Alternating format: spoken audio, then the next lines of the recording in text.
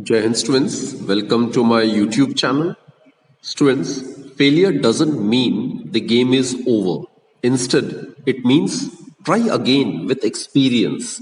So, in order to succeed, your desire for success should be greater than your fear of failure. Actually, the true measure of success is how many times you can bounce back from failure. With that positive note, students, let's begin today's session. Today we are going to discuss a very interesting topic of surface tension. Now, in order to understand this phenomenon of surface tension, it is necessary to have some idea about the intermolecular forces which actually operate to keep the liquid molecules together. Now, students, when the two molecules approach each other, the charges in each are distributed and then redistributed in a fashion that the average distance between the unlike charges in the two molecules is a little smaller than that between the like charges. Thus, electrostatic attraction actually wins over the repulsion and gives rise to intermolecular attractive forces. So, intermolecular forces are basically of attractive nature. And because of the fact that the intermolecular forces are effective only over very, very small distances. They are effective only between molecules, isn't it? So they are also known as short range forces, right? And obviously they do not obey inverse square law. Now students, in order to have a more clear picture of intermolecular forces and the types of molecular forces, we need to watch this beautiful animation. Intermolecular forces are of two types, cohesive forces and adhesive forces. Cohesive forces are the intermolecular forces that exist between the molecules of the same kind. These are the attractions that molecules can exhibit between one another that cause cohesion in a substance, which can be quite significant for a very viscous substance. In a liquid, these cohesive forces are felt equally in all directions by most of the molecules, but not for the molecules that are at the surface of the liquid. These molecules only interact with half as many molecules as the others because they are at the edge of the substance with no more molecules to one side. This is why liquids tend to contract to form shapes that minimize their surface area. We can see this in a drop of water, which will be roughly spherical. The sphere is the shape that minimizes surface area, so a water droplet will adopt this shape to maximize the hydrogen bonding that is occurring in the droplet, allowing the system to sit at the lowest energy possible. Of course, if this droplet becomes larger, other effects like gravity and air resistance come into play, and it will not remain spherical for long. But in tiny droplet, we can see this effect quite pronounced. The interactions between the molecules of a liquid and some solid surface are called adhesive forces. These describe the ability of a liquid to adhere to that surface. Take water for example. If we place a drop of water on a piece of plastic or some other non-polar surface, then it won't interact with water. The water will not wet the surface and it will maintain its spherical shape. This is because the cohesive forces, the hydrogen bonds occurring between the polar molecules inside the droplet, are stronger than the adhesive forces between the water and the non-polar surface. But if we place a droplet on glass or another polar surface that will interact with water, then it will spread out and maximize interactions with that surface, because in such a case, the adhesive forces are stronger. We can see this happening when we place liquids in a glass tube, like a graduated cylinder. Because water is attracted to the glass, it will form a concave meniscus, meaning that the surface will curve downwards. That is because this configuration will allow water to maximize its interactions with the sides of the glass tube. If we try this again with mercury, it will look totally different. In mercury, the cohesive forces between the mercury atoms are stronger than the adhesive forces between the mercury and the glass. So mercury will form a convex meniscus, which is when the surface curves up like this. It will do so as to minimize interactions with the glass, which in turn maximizes the interactions between the mercury atoms. So intermolecular forces are basically of two types: cohesive intermolecular force and the adhesive intermolecular force. As we have discussed in the video, that the force of attraction between the molecules of the same substance, that is known as force of cohesion. The force of cohesion is maximum in solids, it is lesser in liquids, and it is least in gases. And it is for this reason that solids have definite shape and resist all the deforming forces. Actually, there are various examples of force of cohesion. The solids exhibit their rigid character and definite shape due to the strong force of cohesion between their molecules. Now also, adhesive force. This is also a type of intermolecular force. It is the force of attraction between the molecules of the different substances. The examples of adhesion are the sticking of glue to the wood or paint to the wall, or for that matter, we are able to write on the blackboard. That is because the particles of the chalk, it basically stick to the blackboard due to the large force of adhesion. And this is the reason we are able to write on a blackboard with a piece of chalk. So these are the two basic types of intermolecular forces. Now students, let us discuss surface tension. Surface tension is a phenomena which is related to cohesive forces. Surface tension is defined as the energy required to increase the surface area of a liquid. This will depend on the strength of the cohesive forces in the liquid. The stronger the cohesive forces, the stronger the surface tension, as any increase in the surface area will necessarily disrupt some of these interactions. Different liquids have different surface tensions, and water has an irregularly high surface tension considering the small size of the molecule. This is because of the strong hydrogen bonding occurring.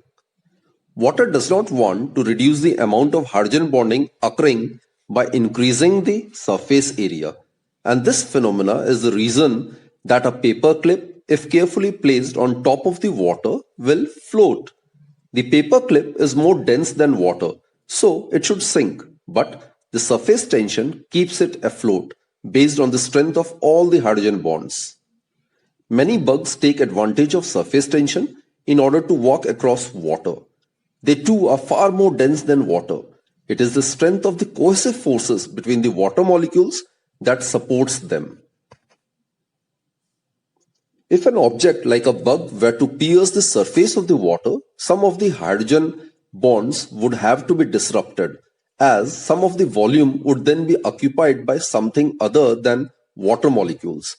That is why the surface of any body of water can act almost like a stressed rubber membrane. Students, it is found that when a liquid is free from the external forces such as gravity, then it always tends to take the shape of a spherical drop. Now why spherical drop? It is because for a given volume, a sphere has least surface area. Now surface area of a sphere is 4 pi r square, which for a given volume is minimum. So what does it mean?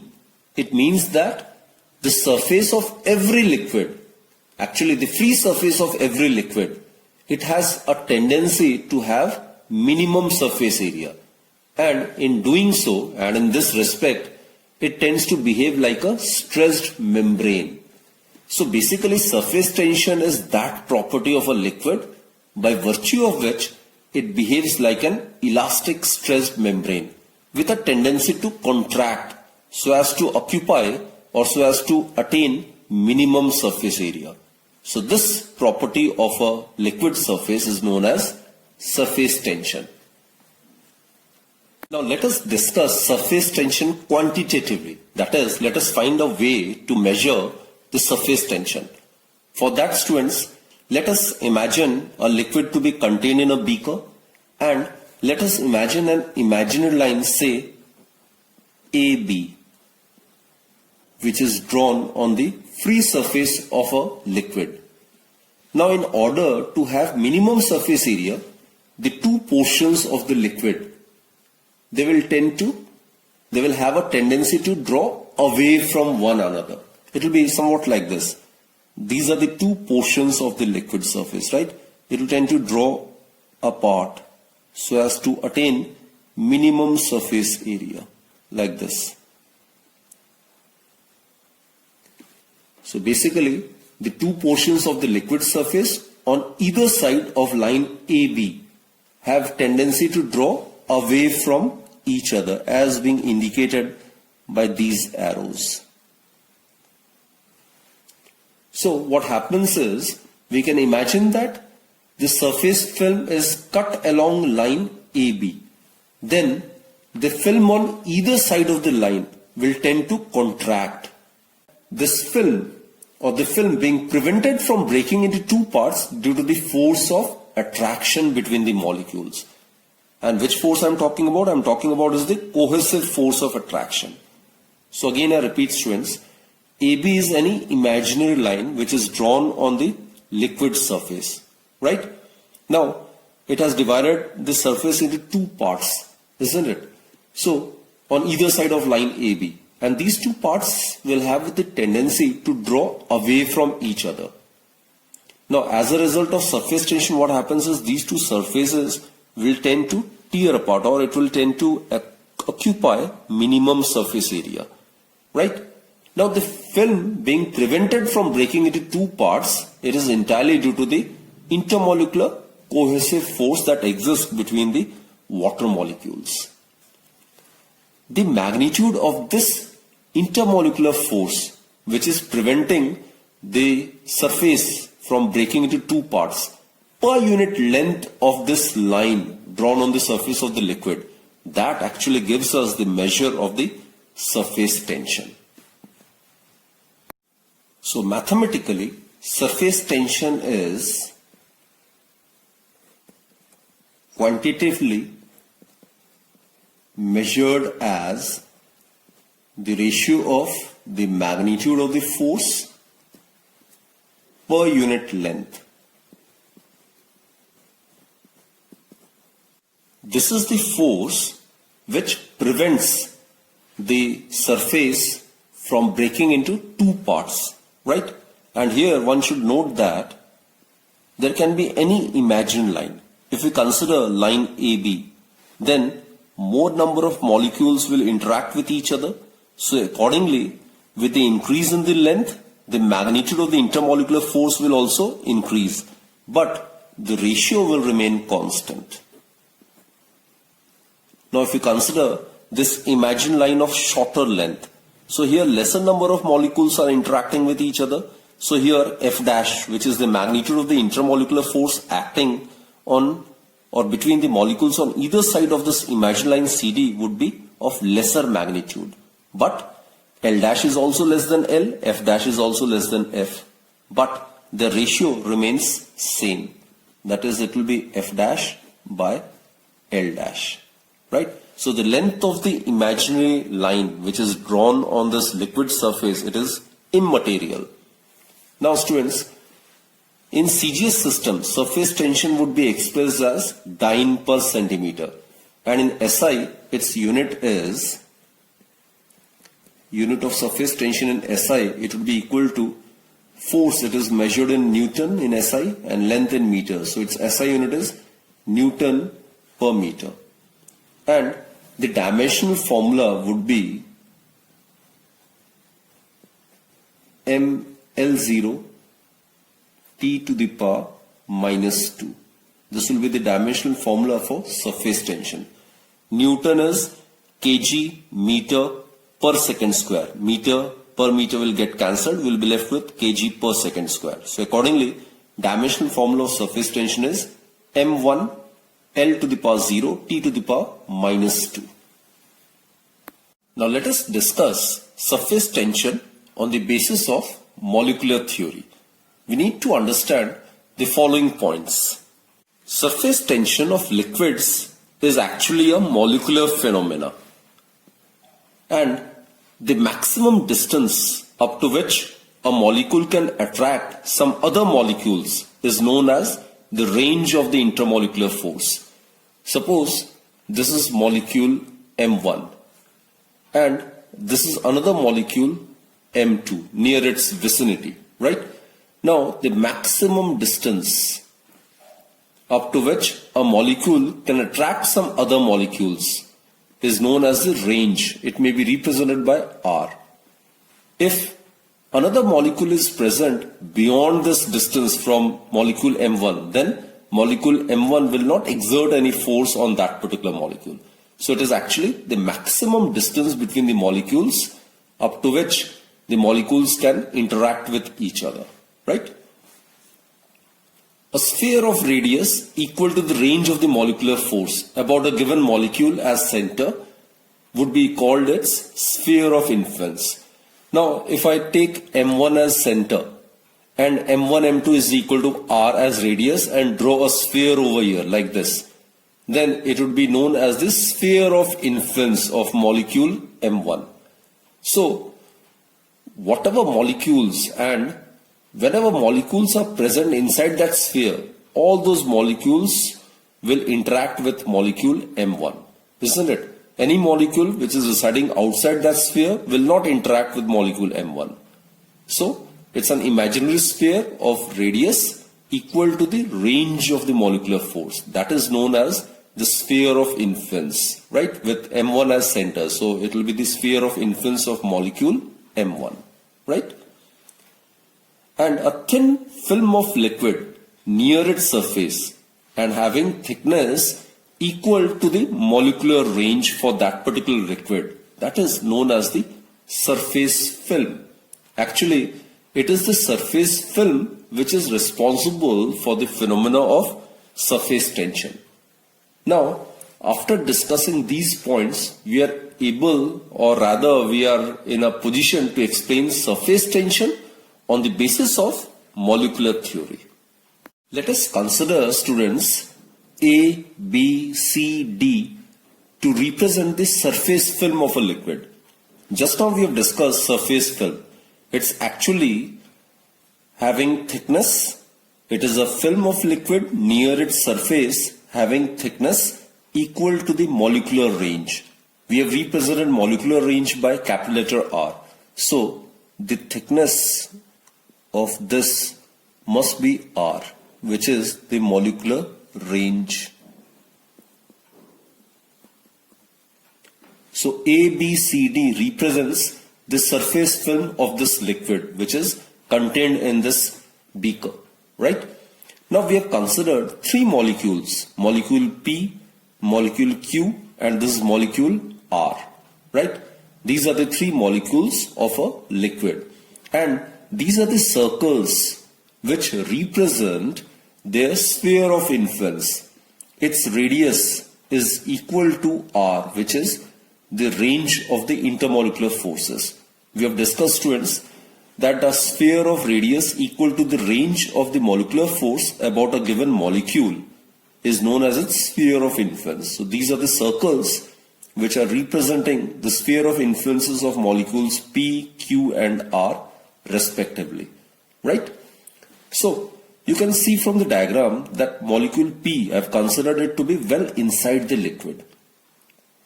Now this molecule P is attracted equally in all the directions by other molecules lying within its sphere of influence. So net force acting on molecule P would be 0. All these forces will get cancelled out in pairs. So resultant force acting on the molecule P, which is well inside the liquid, is 0, right?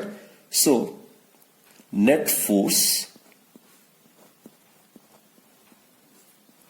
on P, it is equal to 0. No net force is acting on the molecule P because it is attracted equally in all the directions, right? Now consider molecule Q now. In the case of molecule Q, more than half of its sphere of influence is below the liquid surface. Therefore, there are more molecules attracting it downward direction than in the upward direction. Now, this is obviously this downward force is greater than this upward force. So as a result, what happens is molecule Q will experience a net inward pull, which obviously will depend upon the relative number of the molecules between the lower and the upper halves of its sphere of influence. So molecule Q, which is slightly placed below the surface of the liquid, will experience a net inward pull. So molecule Q will experience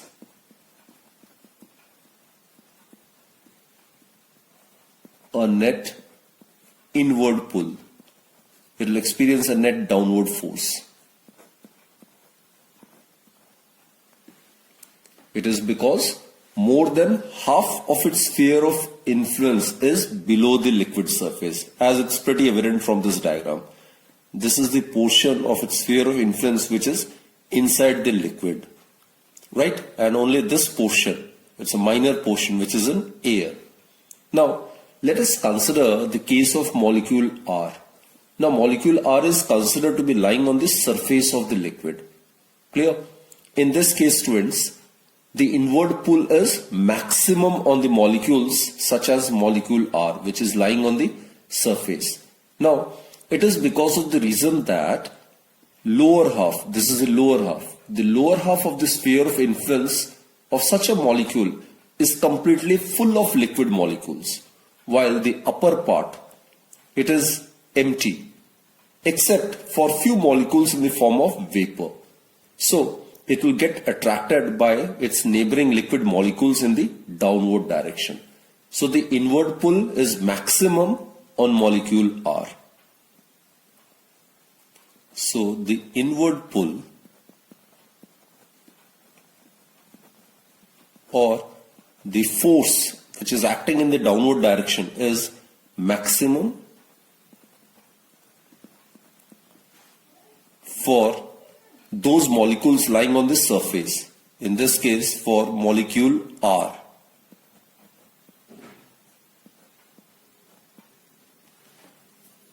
Whenever we intend to move a molecule from the interior of a liquid to the surface, in that case an amount of work has to be done on it against this inward pull, isn't it?